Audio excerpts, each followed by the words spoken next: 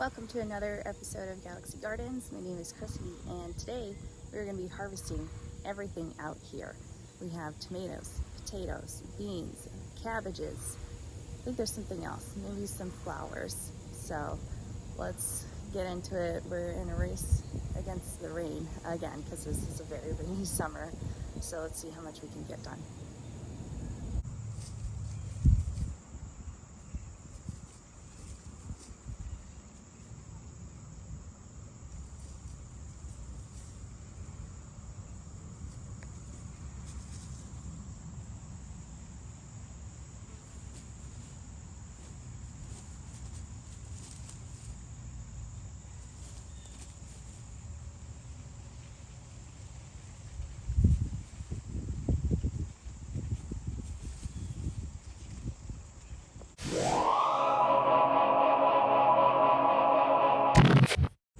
The first thing we're going to grab are these cabbages, which are tiara. Oh no, they're not. They're mermaid's tail. So just going to get this here.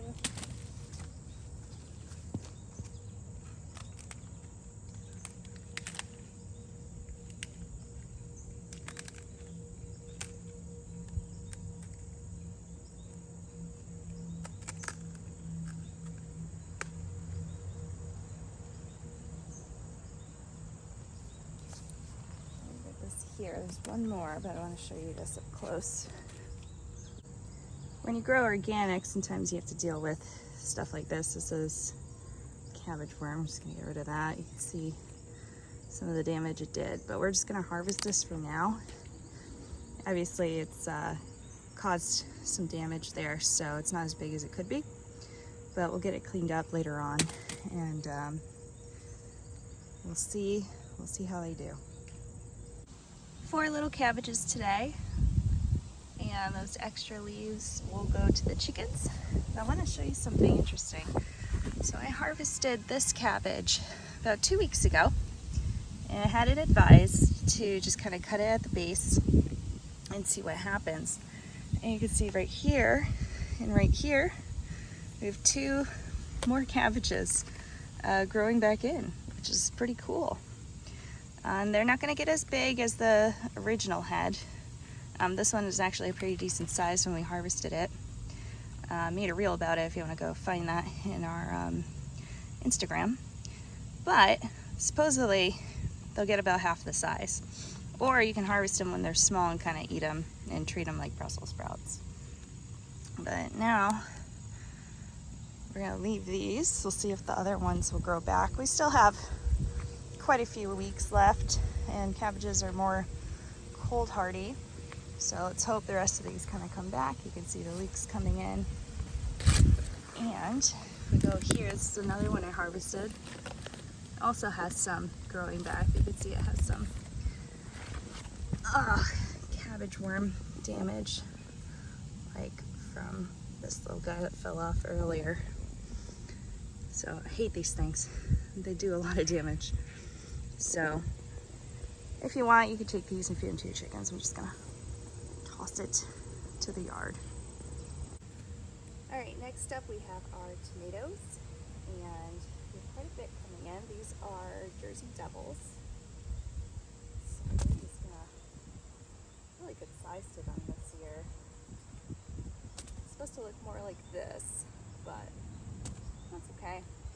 And these were left out, so some of them good. But this one, that is beautiful Jersey Devil. Let me give you a close-up of that. Look at that. That is beautiful Jersey Devil. This one I'll definitely save seeds from. And then on the other side here, we have our, I think they're Purple Russians. So let's go grab those.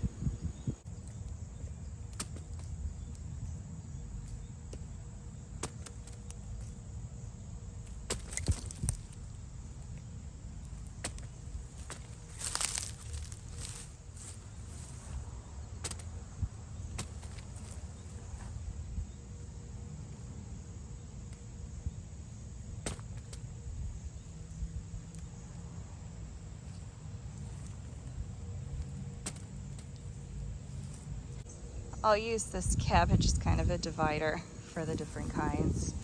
As we come over here, a lot of these are not ready yet, but you can see our flowers are doing great. This is a edible chrysanthemum, and this is chamomile. So we're gonna go get a different container to harvest all these. But we have some tomatoes over there that we're gonna go grab first. Over here we have a Jet Star. These are also Jet Stars. Those are just from the store because I didn't think my tomatoes would do well. And we have a bunch of Brad's Atomic Grape coming in. Those yellow ones down there, you can see, are Champagne Bubbles. And these bigger ones right there, that is a Garden Peach. And those taste amazing.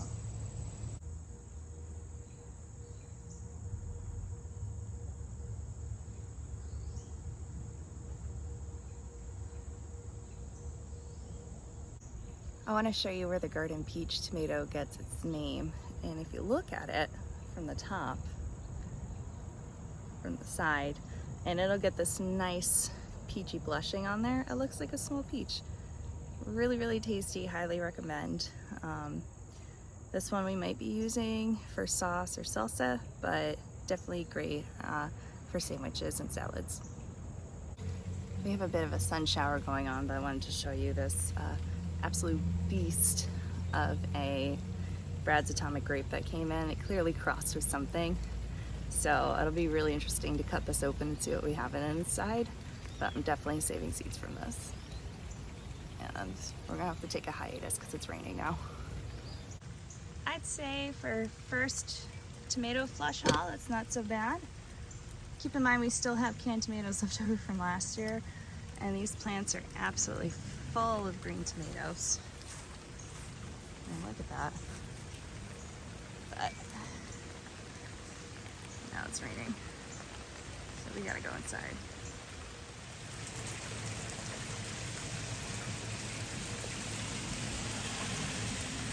Well, it appears we came inside at the right time. So what I'm gonna do is go through tomatoes and see which ones we wanna save seeds from, just from this first flush. And I added in some that I picked earlier this week. So we're gonna figure out what we wanna save seeds from, and that's not all of our tomatoes. We still have the Crimson Sprinter. Oh God, I don't even remember the rest of them. I'll have to go check my paper, but we'll get those ones later. Something we did the other day unexpectedly was picked all of our Bartlett pears. I forgot they get ready in like August, September. So I was just checking one, it just popped right off. So I took the rest of them and they all came off. Our other tree is a green Anjou.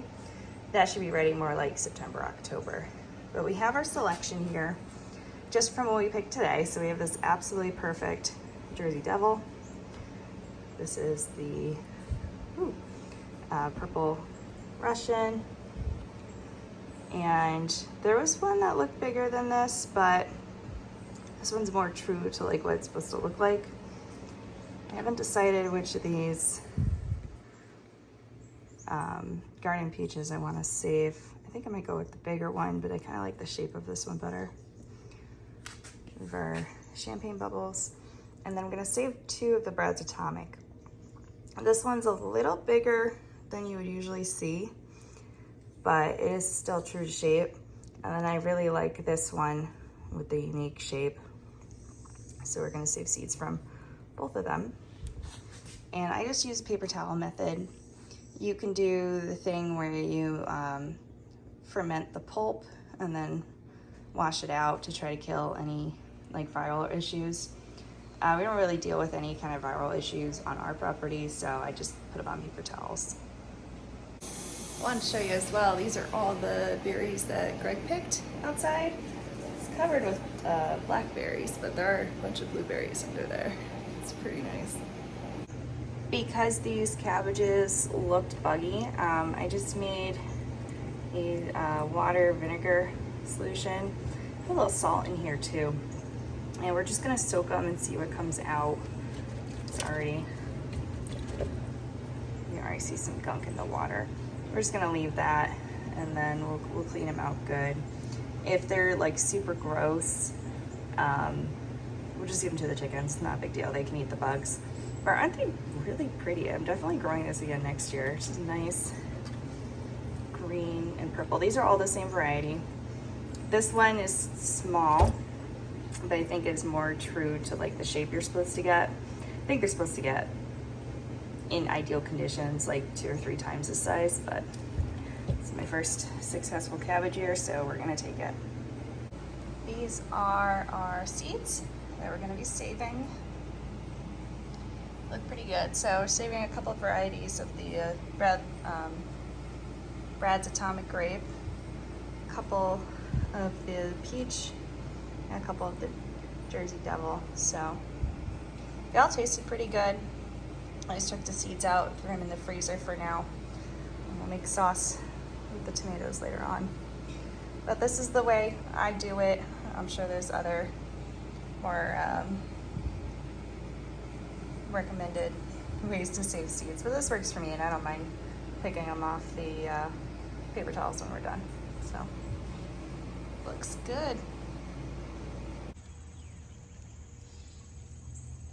All right, looks like we have a pocket of somewhat clear sky, so let's go get the beans.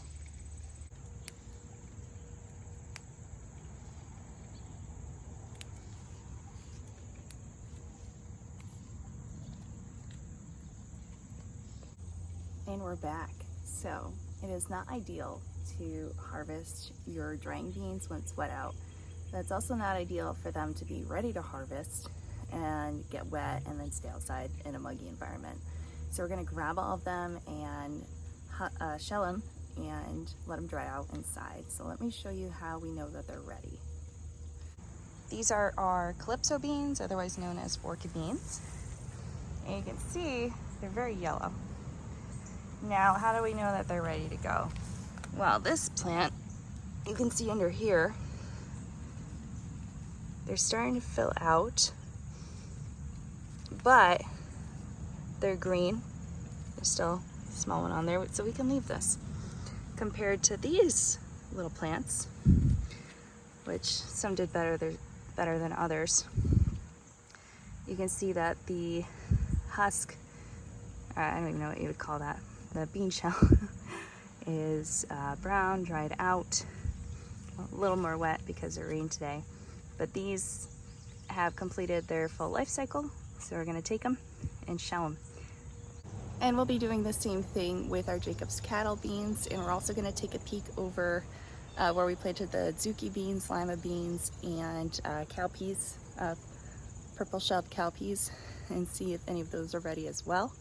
Because once we shell everything, like, it'll be very obvious, you know, what bean is what. So I'm not too worried about keeping them separated like we did with the tomatoes. Picking them is very easy too, especially when they get to this stage. A lot of drying beans tend to be bush beans. Although last year, if you remember the Mayflower beans, those were pole beans, even though they weren't supposed to be. So pretty easy. Ooh. And we'll bring those in. And I'll probably be spending the rest of the day shelling these, but that's okay. That's a good way to spend a Sunday.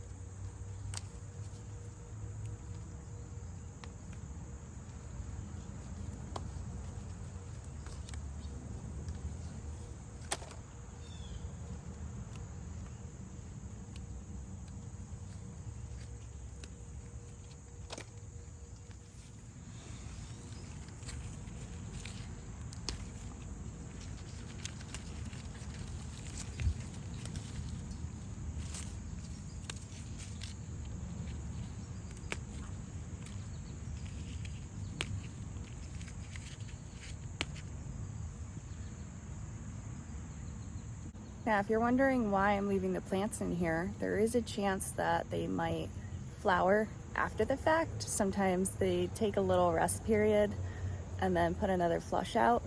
And sometimes the plant just dies back, but I always like to see if they can regrow and we can kind of extend our harvest season just a little bit. This is what we got so far, and there's more green ones on the plant, so they'll come in. I'm hoping once these are dry, they might fill a quart jar. That is the goal. No, it's not that much, but we're really growing these just to expand our seed stock so we don't have to buy any more. I could already tell just looking at this. Might be a similar amount, might be a little bit more. These are Jacob's cattle beans. They are very skinny, which is actually interesting because actually beans themselves are pretty long. Oh, let's go pull all these bad boys out.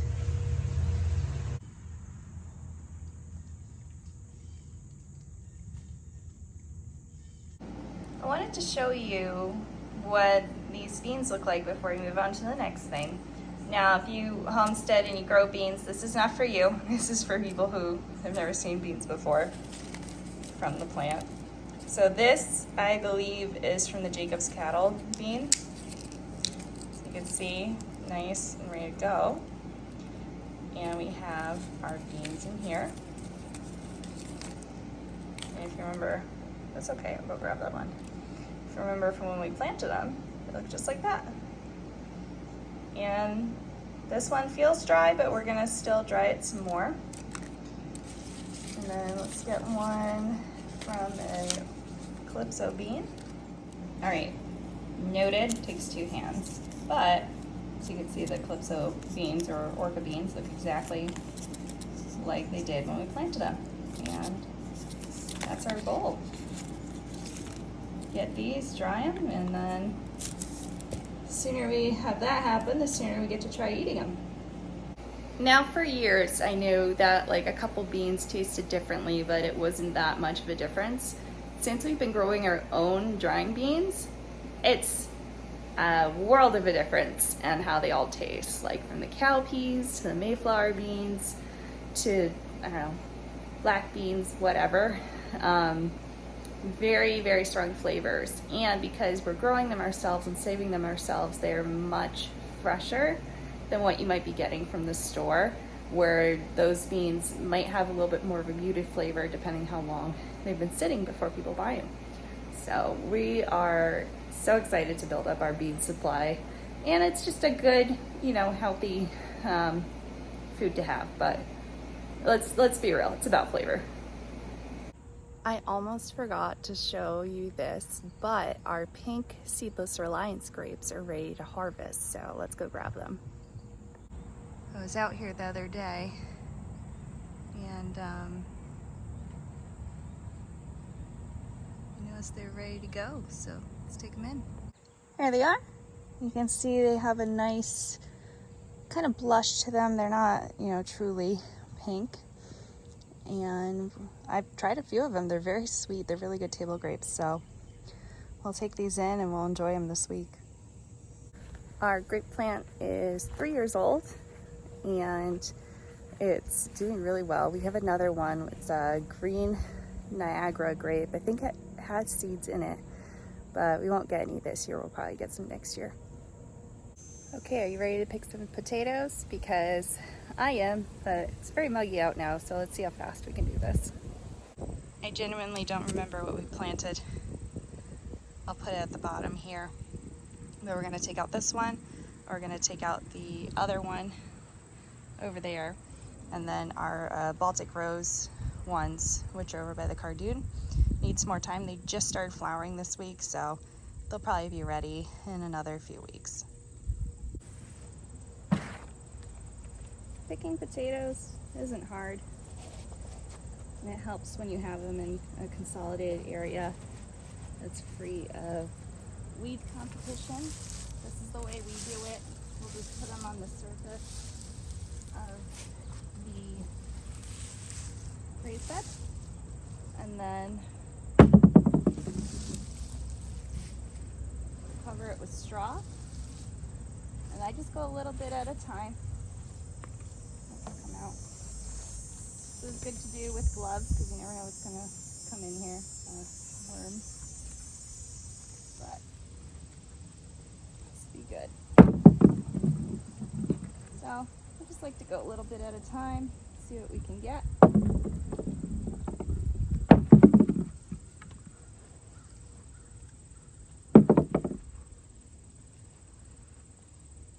Sometimes they like to go a little bit deeper, sometimes they don't. I've already harvested some of this just for like dinner. So, oh man, the soil is just beautiful. Look at that. So I'll go through this, we'll put it over in the wheelbarrow, and then depending what time it is, we'll get them ready to cure in the basement. Oh, this is just full of worms, which is great. I'll leave them in here. We could feed them to the chickens if we wanted to, but not too worried about it.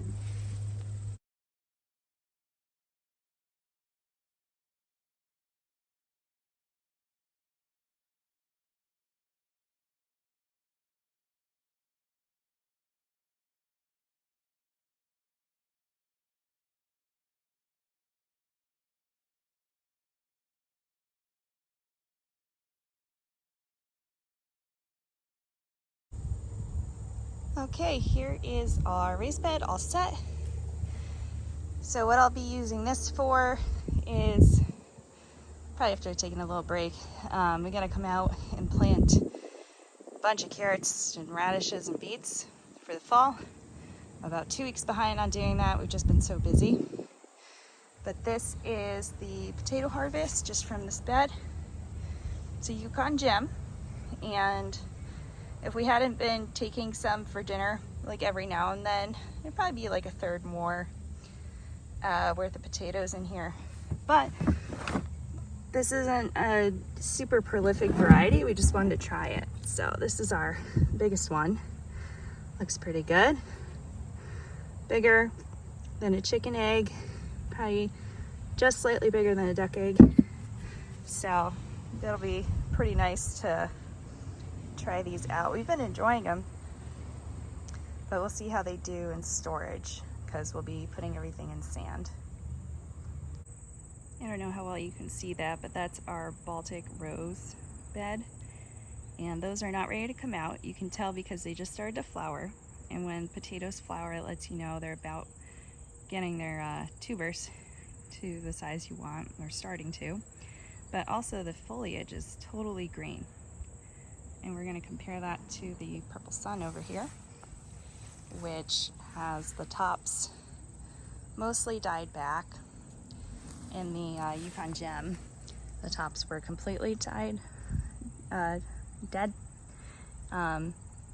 So we'll see how it looks.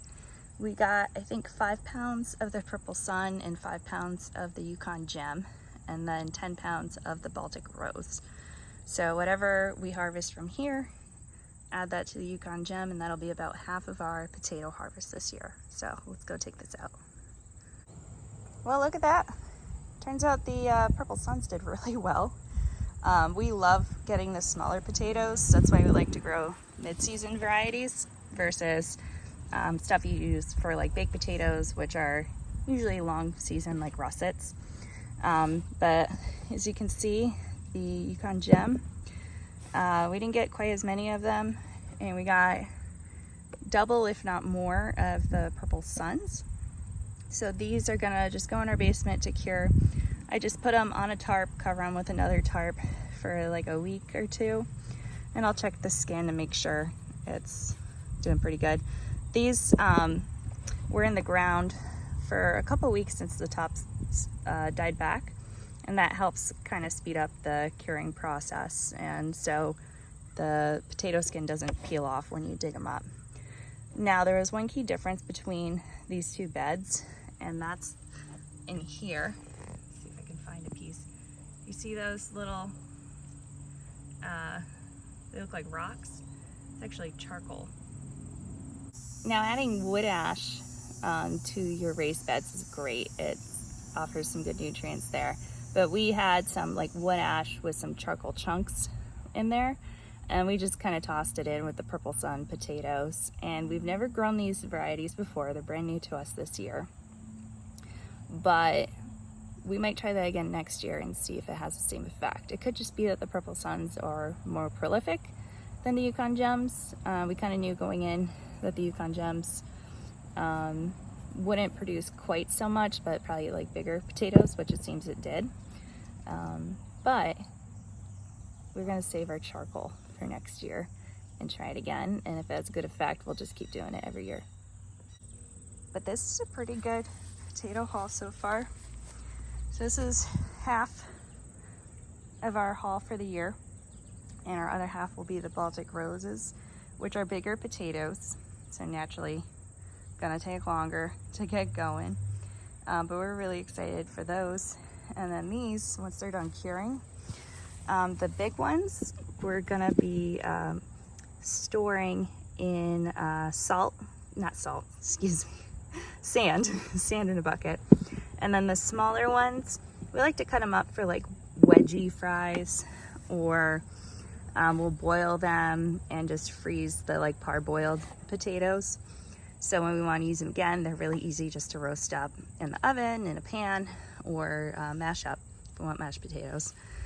And that makes my life a lot easier. So, man, we love potatoes. I don't have too much else to do today. I think when it cools down a little bit, I'll come back out and plant all those carrots and radishes. And we also have some cabbage that we started a little while ago that we're going to transplant out. That's about it. I have a couple green beans to grab, and I think there's like one zucchini. I was going to try to dig out our onions, but we're just going to leave that for another day because they're so weedy over there. But this is a good harvest day. I also appreciate that the sun came back out. I saw a zucchini in here the other day. Oh, there it is. There you are. Hello. There's a cucumber beetle on it. It looks really good. I planted these with the corn and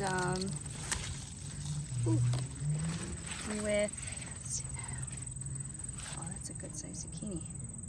And with oregano, and that's actually seemed to keep the squash bugs away. I did see some, and it killed the eggs, but I haven't seen any more eggs on here, so maybe that's something that might work next year. But this is a good size zucchini. Let's spin this around. Look at that. That's a really good zucchini. Good size. I like these gold ones. You don't get quite so many of them, but they're really tasty. So this will be dinner tonight. And then other ones that'll be coming in, I'll probably save and just let them get as big as possible and save the seeds for next year.